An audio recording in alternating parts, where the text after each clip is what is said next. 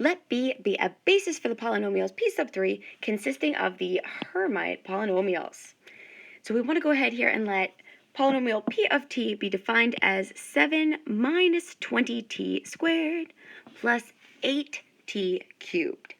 And we're asked to find the coordinate vector of P relative to our basis B.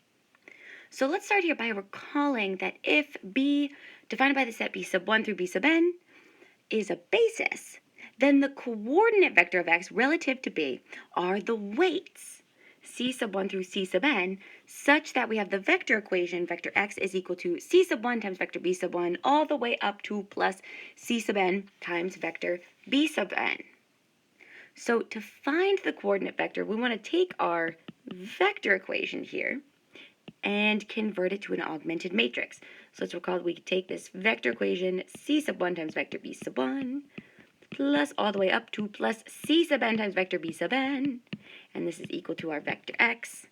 So we know that our vector equation is equivalent to the matrix equation, right? This matrix has column vectors defined by the vectors in the basis, multiplied by that column vector of scalars.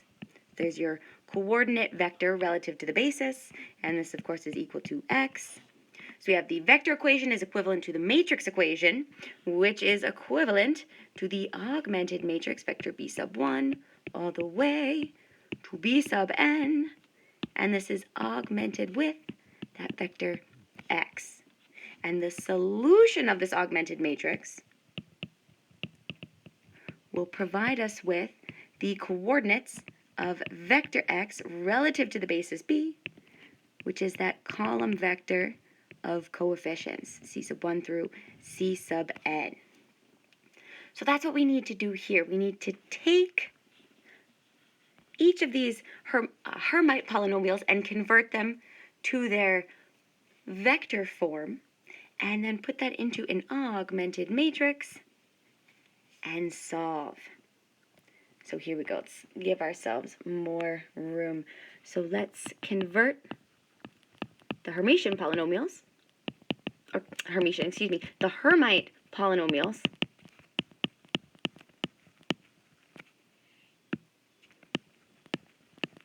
to their vector form. So again, we have our first Hermite polynomial is p sub 1 of t is defined as 1. And so we write this as a column vector p sub 1, which is 1, 0, 0, 0. Right, because they are a basis of polynomials p sub 3. And the second Hermite polynomial, p sub 2, is defined as 2t. And so when we convert this to its polynomial or its column vector form, we have vector p sub 2 is defined as 0, 2, 0, 0. The third Hermite polynomial, p sub 3 of t, is equal to negative 2 plus 4t squared. And so the column vector p sub 3 is defined by the coefficients negative 2, 0, 4, 0. And last but not least, we have our fourth Hermite polynomial, p sub 4, and this is defined as negative 12t plus 8t cubed. And so we have the vector defined by the coefficients here, 0, negative 12, 0, 8. So these are going to be the column vectors of that matrix. These are the column vectors in our basis. And then we also want to go ahead and convert our given polynomial here. So we have the given polynomial p of t.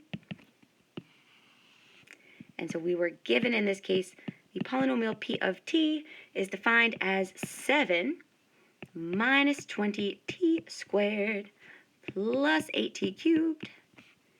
And we convert this to a vector, a column vector of the coefficients. So I have 7, 0, negative 20, 8. So we can think of these, well, these are the vectors in the basis, those column vectors of our change of coordinates matrix. And here's our vector x. So let's put everything into our augmented matrix, and then we'll start solving. So we again want to row reduce the augmented matrix where we have p sub 1, p sub 2, p sub 3, p sub 4, those vectors in the basis, augmented with vector p. And we'll go all the way to row reduced echelon form here because we want the coordinates, or the coordinate vector, relative to our basis. So we have the matrix 1, 0, 0, 0. Our second column is 0, 2, 0, 0. Our third column, negative 2, 0, 4, 0. Fourth column is 0, negative 12, 0, 8. And we are augmenting this with the vector p, 7, 0, negative 28. And we're ready to go. So our first column is all set. And looking here, we can actually simplify the second, third, and fourth row. So we can say that this is equivalent to the augmented matrix 1, 0, negative 2, 0, 7. Our first row remains the same. If we divide row 2 by 1/2, we end up with 0, 1, 0, negative 6, 0. If we divide the fourth row here, or excuse me, the third row by 4, we end up with the row 0, 0, 1, 0, negative 5. And then last but not least, if we divide the fourth row by 1/8, or we're not dividing, we're multiplying by scalars, so we should be more mindful. 0, 0, 0, 1, 1. All right. So first column is good, second column is good, so let's use our third pivot here to eliminate the entry above it. And so to do that, we'll do 2 multiplied by the third row plus the first row to attain the new first row. And so we are left here with 1, 0, 0, 0, and then we have negative 10 plus 7 is minus 3, and our second row is still 0, 1, 0, negative 6, 0, 0, 0, 1, 0, minus 5, and our fourth row is 0, 0, 0, 1, 1. And so our first 3 columns are good, so we move to the last pivot position, and we use this to eliminate the entry above it. So if we do 6 times the fourth row plus the second row, we attain the new second row. And then just so we have enough room, I'll put this right underneath. This leaves us with 1, 0, 0, 0, minus 3. 0, 1, 0, 0, 6. And then 0, 0, 1, 0, negative 5, 0, 0, 0, 1, 1. And we have row reduced echelon form.